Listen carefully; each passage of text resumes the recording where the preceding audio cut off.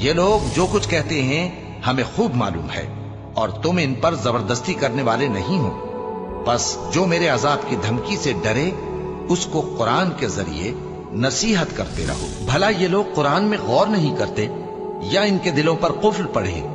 جو لوگ راہ ہدایت ظاہر ہونے کے بعد پیٹ پھیر گئے، شیطان نے یہ کام ان کو اچھا کر کے دکھایا اور انہیں لمبی عمر کا وعدہ دیا۔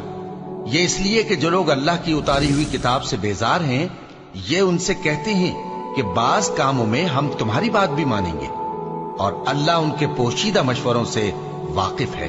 حامیم، یہ کتاب اللہ کی طرف سے نازل ہوئی ہے جو غالب ہے، حکمت والا ہے۔ اور جب ان کے سامنے ہماری صاف صاف آیتیں پڑھی جاتی ہیں تو کافر حق کے بارے میں جبکہ وہ ان کے پاس آ چکا کہتے ہیں کہ یہ تو کھلا جادو ہے۔